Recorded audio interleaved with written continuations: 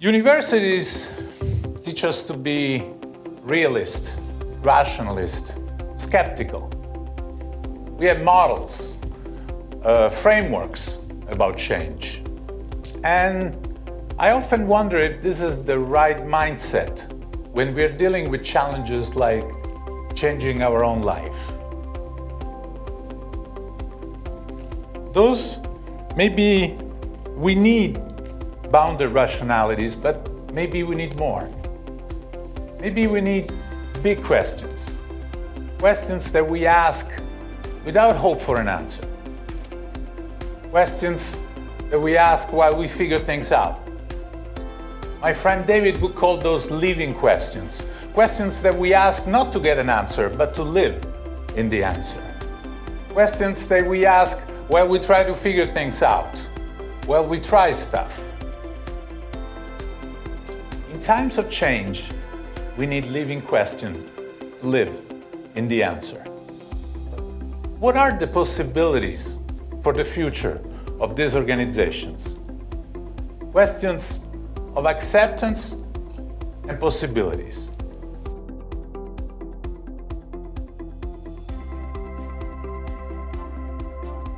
People don't get stuck because they're not good.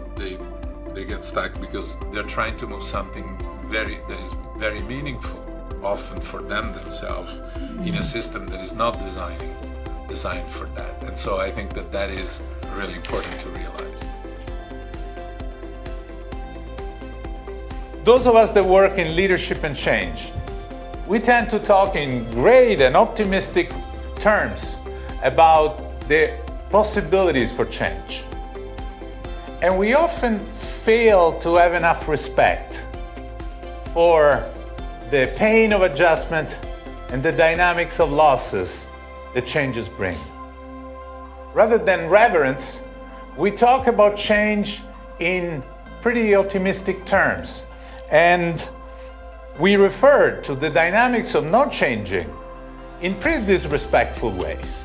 We call it resistance if it's organizational change, and what we mean really is the enemy. And even when it's personal change and we are ourselves on the other side of this crafted change, we don't hesitate to call us lazy or selfish. But everybody is only relating to what they have and to what they consider as precious. And who would not resist when something precious is taken off our hand? People don't hate change. People hate losses. What does compassionate change look like? How can we become more compassionate during times of change?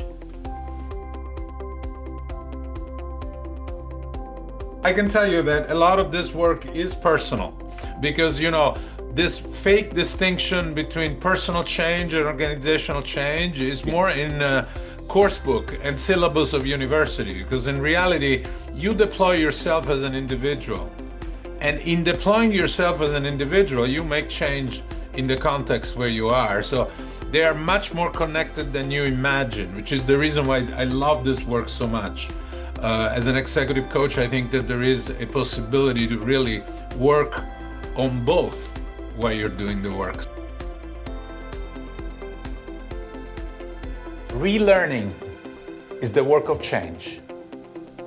Organizational learning and organizational change and personal change is all about relearning.